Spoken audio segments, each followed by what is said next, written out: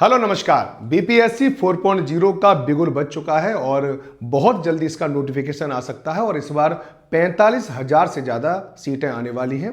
इस बार चारों चरण पर सीटें आएंगी।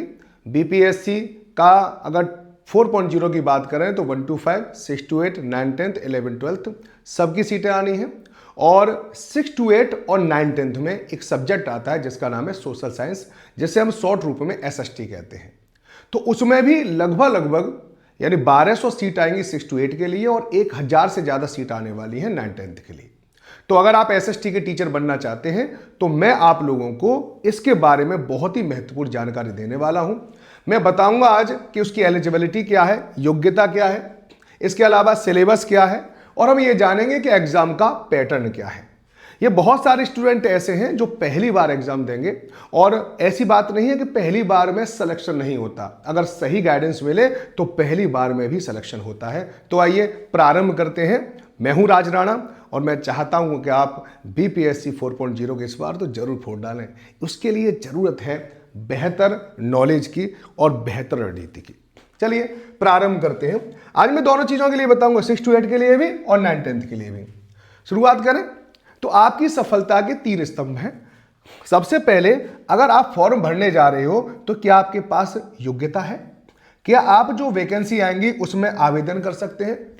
अगर आपने फॉर्म भर दिया तो दूसरी बात है कि आपको यह पता होना चाहिए कि परीक्षा पैटर्न कैसा रहता है, कैसे सवाल आते हैं और जीके जीएस कितनी पूछी जाती है, एसएसटी कितनी पूछी जाती है, लैंग्वेज कितनी आती है। और अगर ये पता है पैटर्न के बाद, फिर उस पैटर्न में जो भी मेंशन है उनका सिलेबस भी आप लोगों को निश्चित रूप से पता होना चाहिए। क्योंकि पैटर्न में दे रखा होगा जीके जीएस, तो जीके जीएस में क्या है वो सिलेबस में आप लोगों को पता होना चाहिए। तो आइए देख लेते हैं यहां पर कि अपने लक्ष्य को पहचाने। सबसे पहले देखिए कि आपको करना क्या है। क्या आप 6 to 8 में एसएसटी बनना चाहते हैं, एसएसटी के टीचर बनना चाहते हैं, या माध्यमिक विद्यालय में आप टीचर बनना चाहते हैं एसएसटी के? पहले लक्ष्य देख लीजिए। क्या आप दोनों के फॉर्म भरेंगे? क्योंकि अगर आपने सीटेट का पेपर फर्स्ट दे रखा है यानी पेपर सेकंड दे रखा है तो आप एलिजिबल हो जाओगे यहां के लिए भी। और अगर बिहार एस्टेट का पेपर फर्स्ट आप लोगों ने क्लियर कर रखा है, पास कर रखा है, तो वह एलिजिबल हो जाओगे 9, 10 के लिए। तो ये बात आप लोगों को पता होनी चाहिए। ठीक है, शैक्षणिक योग्यता दोनों की बता रहा हूं, 6 to 8 वालों की, 9 और 10 वालों की। तो सबसे बड़ी बात क्या है कि यहां पर स्नातक होना आवश्यक है। याद रखो, अगर आप स्नातक नहीं है तो माफ कीजिए, आप यहां पे फॉर्म नहीं भर सकते। किसी भी मान्यता प्राप्त विश्वविद्यालय से आपने स्नातक की डिग्री कर रखी हो। अगर आप परस्यूइंग हैं, आपकी डिग्री अभी आई नहीं है, तो फिर आप यहां पे फॉर्म नहीं भर पाओगे। यानी अगर आप एग्जाम दे रहे हो या लास्ट ईयर में हो तो आप फॉर्म नहीं भर सकते हो, याद रखो। इसके बाद यहां पे प्रशिक्षण यानी ट्रेनिंग में देखेंगे तो यहां पर क्या है कि आपने बीएड कर रखा हो। ठीक है, आपने बीएड कर रखा हो तो आप 6 to 8 और 9, 10 दोनों के लिए एलिजिबल हो गए, आप वहां पे फॉर्म भर सकते हैं। अगर आपने डीएलएड कर रखा है तो आप 6 to 8 में एसएसटी के लिए फॉर्म भर सकते हैं। ध्यान रखो, स्नातक में कम से कम 50% अंक आप लोगों के पास होने चाहिए। अब यहां पे देख लीजिए कि 6 to 8 के लिए पूरे की पूरी पात्रता क्या होती है कि आपके पास सीटेट का पेपर सेकंड हो। ये मैंने अभी आपको बताई थी। अगर आपका सीटेट का पेपर सेकंड क्लियर है, और इस बार भी बहुत सारे स्टूडेंट ऐसे जिन्होंने सीटेट का पेपर दिया होगा, वो स्टूडेंट याद रखें सीटेट का जिनका पेपर अगर आपका क्लियर हो जाता है तो 6 to 8 में आप एसएसटी के टीचर के लिए आवेदन प्रक्रिया में भाग ले सकते हैं। यहां पर ठीक, यहां पर याद रखना, या आपके पास बिहार टेट का पेपर सेकंड आपका क्वालिफाई हो। लेकिन अभी बहुत दिनों से बिहार टेट हुआ नहीं है, तो अगर आपने सीटर दे रखा है तो बहुत अच्छी बात है, आप एलिजिबल हो, ग्रेजुएशन है और इसके साथ ये है, तो आप आराम से ठीक है फॉर्म भर पाओगे। 9, 10 के लिए थोड़ी सी अलग प्रक्रिया है। अगर आपने सीटर का पेपर फर्स्ट सेकंड दे रखा है तो भी आप यहां पे फॉर्म नहीं भर सकते। उसके लिए जरूरी है कि बिहार के द्वारा एक पेपर होता है बिहार एस्टेट। बिहार एस्टेट का पेपर फर्स्ट आपने क्वालिफाई जरूर कर रखा हो, तो बिहार का पेपर फर्स्ट उत्तीर्ण अगर हुआ है तभी आप 9, 10 में एसएसटी के लिए अप्लाई कर पाओगे, याद रखना। ठीक है, ध्यान दें, अपीयरिंग छात्रों के लिए नियम अधिसूचना पर निर्भर करेगा। तो यहां पर यह भी मैंने आपको साथ साथ बता दिया है कि जो अपीयरिंग है, जो लास्ट ईयर में है, क्या वो फॉर्म भर पाएंगे? अभी तक नहीं भर पाते थे। अब आगे की जो क्या आएगी वो हो सकता है उसमें कुछ बदलाव आए, लेकिन अभी तक तो नहीं फॉर्म भरा जाता है, ये बात आप लोगों को पता रहनी चाहिए। इसके अलावा विषय संयोजन की बात करें कि वो कौन कौन से स्टूडेंट हैं जो कि 6 to 8 में एसएसटी के टीचर बनने के लिए एलिजिबल हैं। तो 6 to 8 में अगर आप फॉर्म भरेंगे तो आप ध्यान रखो ग्रेजुएशन में कम से कम आपके पास 2 सब्जेक्ट हो। कौन कौन से यहां पर, या तो आपका इतिहास भूगोल हो, या भूगोल राजनीति विज्ञान हो, या आपके पास फिलॉसफी हो, या आपके पास अर्थशास्त्र और मनोविज्ञान हो, या समाजशास्त्र या गृह विज्ञान हो। अगर ये सारे सब्जेक्ट में से कम 2 सब्जेक्ट आपके पास है तो आप निश्चित रूप से फॉर्म भर सकते हैं 6 to 8 के लिए एसएसटी का। लेकिन 9th-10th में एसएसटी का टीचर बनना थोड़ा सा मुश्किल है, क्योंकि वहां पर कॉम्बिनेशन की आवश्यकता पड़ती है। कॉम्बिनेशन कितना खतरनाक है ये सोच लीजिए कि यहां पर विषय संयोजन बनाने के लिए आपको ग्रेजुएशन में देखना पड़ेगा कि ग्रेजुएशन में आपके पास इतिहास या भूगोल में से एक विषय अनिवार्य रूप से होना चाहिए। आप अपने ग्रेजुएशन की मार्कशीट उठा के देखिए, क्या वहां पे लिखा हुआ है? अगर वहां पे लिखा हुआ है कि इतिहास और भूगोल तो आप एलिजिबल हो। इसके अलावा आपके पास इन सब्जेक्ट में से कोई एक सब्जेक्ट हो, इनमें से एक हो, और इसके अलावा पॉलिटी, इकोनॉमी, हिस्ट्री, ज्योग्राफी इनमें से कोई हो। जैसे आपने यहां पे इतिहास है तो इतिहास के अलावा फिर आप पे इको, ठीक है, पॉलिटी या जियो हो चलेगा।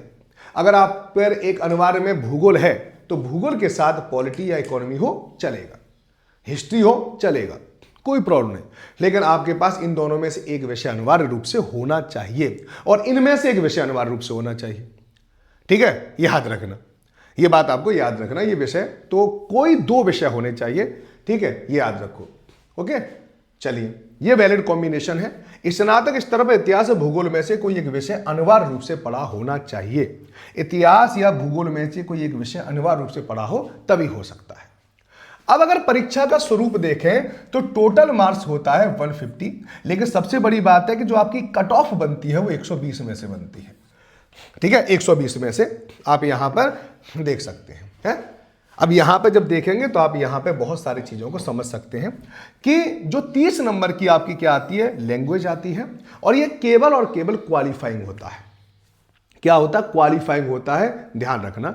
फिर उसके बाद जनरल स्टडी वाला सेक्शन आता है, वो 40 नंबर का होता है, और उसके बाद आप लोगों का सब्जेक्ट स्पेशल होता है जो 80 नंबर का होता है। यहां पर आपको एसएसटी के ज्योग्राफी, पॉलिटी, इकोनॉमी, हिस्ट्री में से 4 विषय में से केवल 2 विषयों को ही चूज करना होगा। उनमें से भी आप लोगों को हिस्ट्री या ज्योग्राफी अनिवार्य रूप से रखना पड़ेगा एक, या तो आपके पास हिस्ट्री हो अनिवार्य रूप से या ज्योग्राफी अनिवार्य रूप से रखनी पड़ेगी। उसके साथ आप एक और विषय रख सकते हैं। जैसे अगर आपने हिस्ट्री रखी तो आप हिस्ट्री के बाद अपने या तो ज्योग्राफी रख सकते हैं, या पॉलिटी रख सकते हैं, या इकोनॉमी रख सकते हैं। मान लो आपने ज्योग्राफी रखी तो फिर आप लोगों हिस्ट्री रख सकते हैं, हिस्ट्री रख सकते हैं, पॉलिटी रख सकते हैं, इकोनॉमी रख सकते हैं, लेकिन एक विषय आपको हिस्ट्री या पॉलिटी में से रखना पड़ेगा। याद रहे कि अगर आपने हिस्ट्री और ज्योग्राफी रखा है तो भी ये वैलिड मान्य होगा, वैलिड है कि आप हिस्ट्री और ज्योग्राफी दोनों को भी अपने पास रख सकते हैं, कोई रोक टोक नहीं है। ठीक है, चलिए, सभी के सभी क्या है, वस्तुनिष्ठ आधार पर एमसीक्यू होंगे, है ना, एमसीक्यू होंगे। ठीक है, ये बात भी आप लोगों को पता होना चाहिए। और सबसे बड़ी बात है कि इसमें इंटरव्यू नहीं होता। सबसे बड़ी बात क्या है, इसमें इंटरव्यू नहीं होता है, ध्यान रखना। अब यहां पे देख लो, भाग 1 में क्या है, 30 नंबर में हिंदी अंग्रेजी क्वालिफाइंग आती है, 30% नंबर ही लाना अनिवार्य है, बस 3 तरह का 9, यानी 9 नंबर आ जाए बहुत है। लेकिन इसके लिए भी आपको पढ़ना पड़ेगा, कभी कभी 9 नंबर लाना भी बड़ा मुश्किल हो जाता है ना, कभी कभी इसमें अच्छी क्वालिटी के क्वेश्चन पूछ लेता है।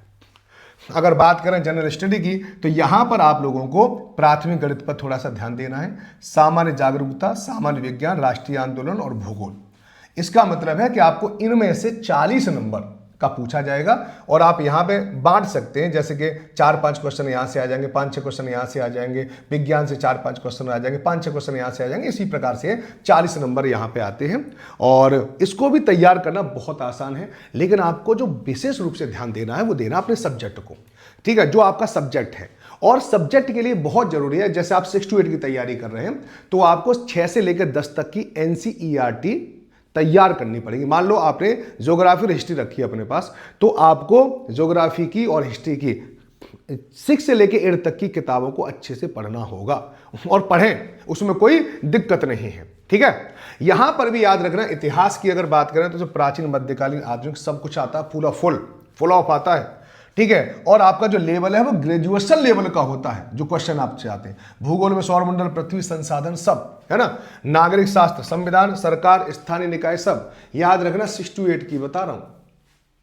और एनसीईआरटी और एससीईआरटी दोनों की बुक जरूर पढ़ें। अगर आपको एसएसटी में से 80 में से बता रहा हूं मैं, 75 नंबर लाया जा सकता है, गारंटी के साथ कह रहा हूं। जो भी बच्चे मेरे साथ TRE 1 में जुड़े हैं, 2 में जुड़े हैं, 3 में जुड़े हैं, ऐसे बच्चे थे जिनके 74, 75, 66 तक, 76, 7 तक नंबर आए हैं। तो मैं बता रहा हूं इसमें नंबर आ सकते हैं, इतना कोई बड़ी बात नहीं है, हुआ नहीं है कि आप नहीं कर सकते, बस इतना रखना। एसएसटी के सिलेबस में अगर आपने हिस्ट्री रख रखी है तो आपको इनमें ज्यादा ध्यान देना पड़ेगा। विश्व इतिहास पर ध्यान दें, अगर इतिहास है तो ये ध्यान रखना। यूरोप में राष्ट्रवाद, विश्व युद्ध, भारत में राष्ट्रवाद, इनको ध्यान रखना है। भूगोल में भारत का भूगोल, संसाधन, कृषि, इन पर ध्यान रखना क्योंकि बहुत ज्यादा प्रश्न यहां पे आते हैं। अर्थशास्त्र, राजनीति में बिहार बोर्ड के सिलेबस के अनुसार आप लोगों को अच्छे से पढ़ाई करनी पड़ेगी, बाकी आप मुझसे बात कर सकते हैं। एससीईआरटी बिहार बोर्ड की पुस्तकें प्राथमिक स्रोत होनी चाहिए। पीवाईपी सबसे पहले पिछले वर्षों के पेपर कीजिए। एनसीईआरटी अवधारणा को गहरा करने के लिए एनसीईआरटी, एससीईआरटी पढ़ें। ठीक है, ये रखें। अगर आप इसको नहीं पढ़ पाते हैं तो हमारा पेड बैच ज्वाइन कर सकते हैं। ठीक, और पेड बैच मात्र ₹1 में प्रारंभ हो जाता है, जिसे अब आगे बढ़कर ₹429, ₹1399, ₹1799 में से किसी में भी ले सकते हैं, कोई रोक टोक नहीं है। मैं अपना एक नंबर दे रहा हूं, कोई प्रॉब्लम हो तो आप इस नंबर पर भी मेरे पास कॉल कर सकते हैं। ओके, चलिए अब यहां पे देखो अंतिम चेकलिस्ट में, क्या आपके पास जरूरी डिग्री है, याद रखो, क्या आपका विषय संयोजन सही है, क्या आपको पात्रता परीक्षा पास की है, क्या आपने अपने पास एनसीईआरटी, एससीईआरटी की किताबें हैं। ठीक है, तो याद रखो ये गुरु मंत्र है, 80 अंकों वाले विषय पर ज्यादा फोकस करें, यानी अपनी एसएसटी पर बढ़िया तरह से फोकस करें। कोई भी प्रॉब्लम हो तो बताएं। अगर आप अपना समय प्रबंधन नहीं बना पा रहे हैं तो मुझसे बात करें, मैं आपका पूरा का पूरा समय प्रबंधन बना के दूंगा, अपनी हिसाब से ध्यान रखना है ना। निरंतरता, प्रतिदिन कम से कम 6 से 8 घंटे पढ़ें। मैं कहता हूं कि पढ़ें, बाकी अलावा कोई काम करने की जरूरत क्या है, क्योंकि जिंदगी भर ही काम ही करना है। तो पहले इसको कर लो, बहुत है। सफलता आपकी तैयारी और आत्मविश्वास पर निर्भर करता है, ये बात आप लोगों को याद रखना। तैयारी में देर न करें। ठीक है, याद रखना, बीपीएससी TRE 4.0 में अपनी एक सीट पक्की करें। अपनी तैयारी आज से ही शुरू करें, इसमें बिल्कुल भी देर नहीं करना। बेस्ट ऑफ लक मेरी तरफ से। अगर आप मेरे साथ जुड़ना चाहते हैं, क्योंकि बुध से मेरी क्लास प्रारंभ हो चुकी है, प्रारंभ होने वाली है, और पहली क्लास आप लोगों को ज्योग्राफी की वहां पर मिलेगी। और इसके अलावा सारे टीचर की जो क्लास है वो आज से प्रारंभ हो गई है, यानी 16 फरवरी से लेकर 20 फरवरी के बीच में सारी क्लासें प्रारंभ हो जाएंगी, जिसमें आपको जीके GS मिलेगा पूरा फुल। आपकी एसएसटी की सारी क्लासेस मिलेंगी और लाइव क्लास, उसके अलावा नोट्स, फिर आपको पीवाईपी, इससे आधारित क्वेश्चन, और साथ ही साथ आप टेस्ट भी दे सकते हैं। तो देर न करें, आज ही ज्वाइन करें। नमस्कार, आपके उज्जवल भविष्य के साथ। धन्यवाद।